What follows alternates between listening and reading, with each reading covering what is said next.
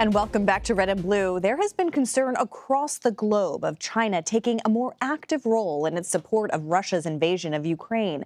Today, those concerns were amplified with Chinese President Xi Jinping arriving in Moscow for a 3-day visit. The leader kicked off a series of face-to-face meetings today with his Russian counterpart. Putin said the pair will discuss Xi's plan, his 12-point plan to settle the war in Ukraine, but that plan does not call for a withdrawal of Russian troops from Ukraine. Secretary of State Antony Blinken spoke about this earlier today. Calling for a ceasefire that does not include the removal of Russian forces from Ukrainian territory would effectively be supporting the ratification of Russian conquest. It would recognize Russia's attempts to seize the sovereign neighbor's territory by force.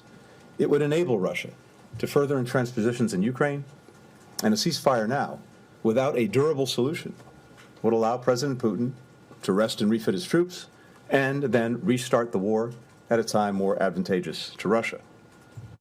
Joining us now is Virginia's senior Senator Mark Warner, who chairs the Senate Select Committee on Intelligence. Senator, good to see you. Thank you so much for being here. So this meeting that Putin and Xi are having, how concerned are you, and should there be any consequences? Well, I'm very concerned.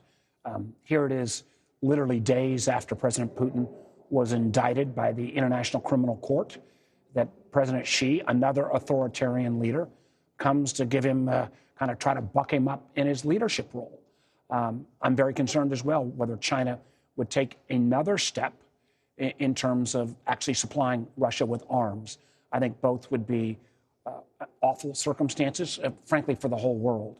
And it, again, begs the question why this is so important and why I cannot believe there are some wannabe American political leaders that somehow say what happens in Ukraine isn't important for our country. I mean, that's crazy. Putin will not be satisfied with Ukraine.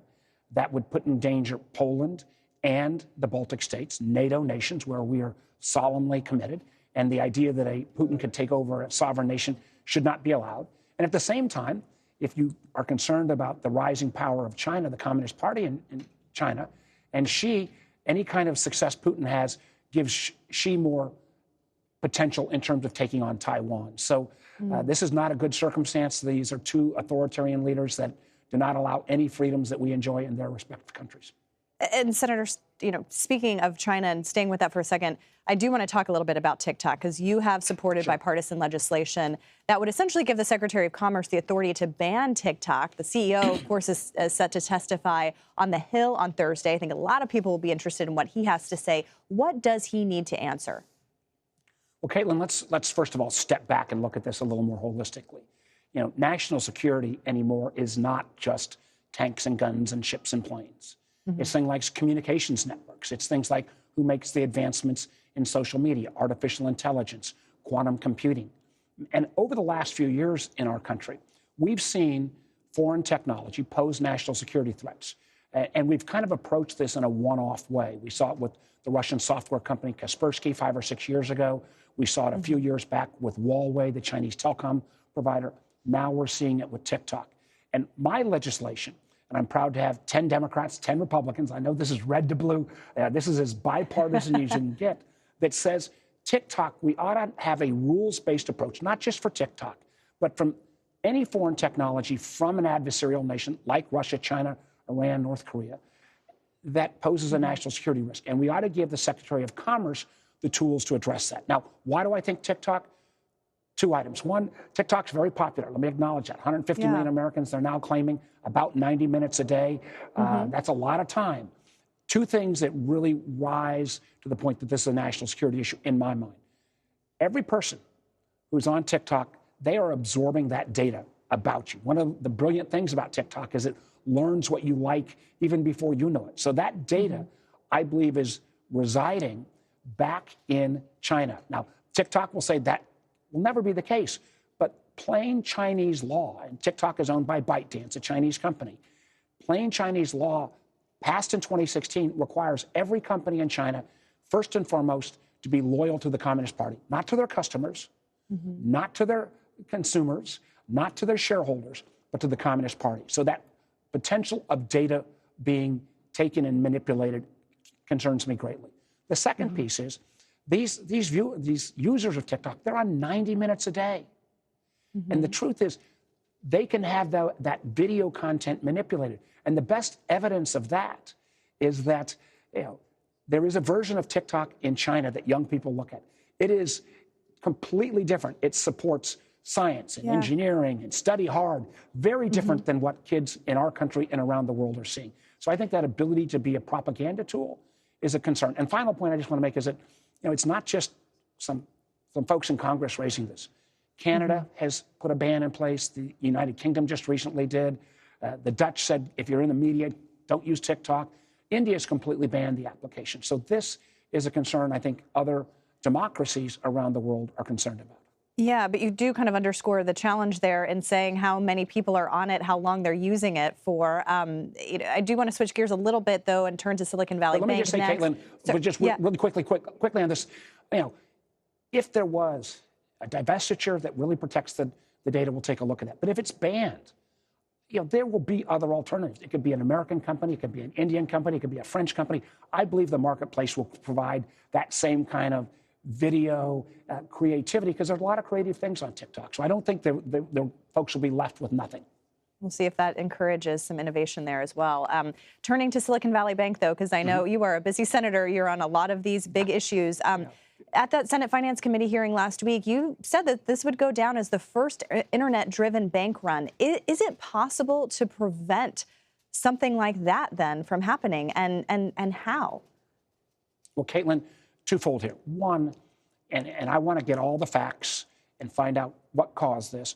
I do think kind of basic banking oversight, what's called safety and soundness prudential regulation, whether this bank had been a $5 billion bank, a $200 billion bank, a $500 billion bank, the regulators and the management, it appears to me, messed up.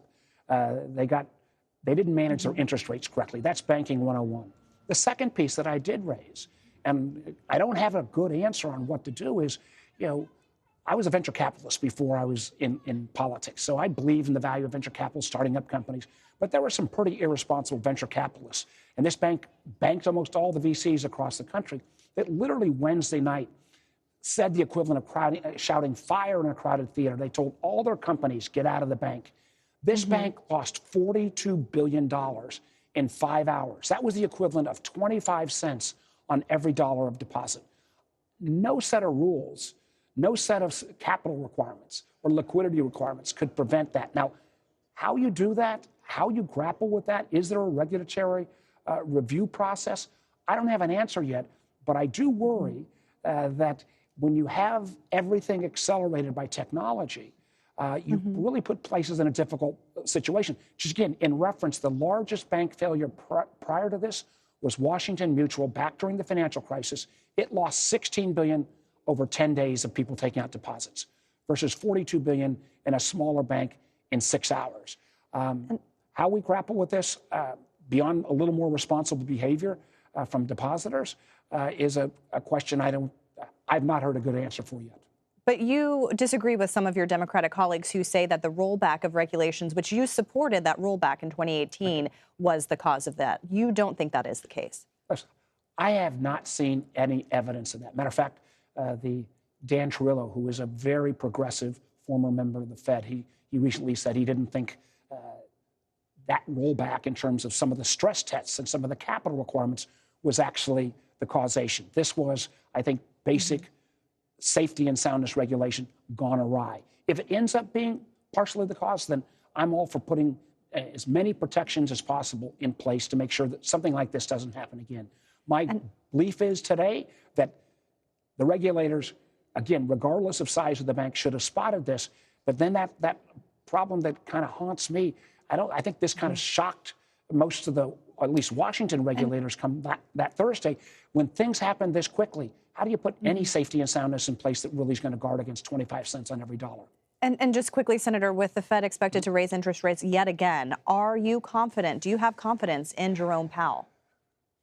Listen, I believe that Jay Powell has managed this inflation issue fairly well, tough on both ends. He gets grief from both sides. And frankly, the fact that he, along with the Treasury and with the FDIC, came out with those emergency efforts to guarantee depositors, to make sure your money is safe in these banks, and some of the other tools, I think made sense. All right, we'll have to leave it there. Senator Mark Warner, I know we'll be talking to you a lot over the next few weeks. Thank you so much for your time. We appreciate it.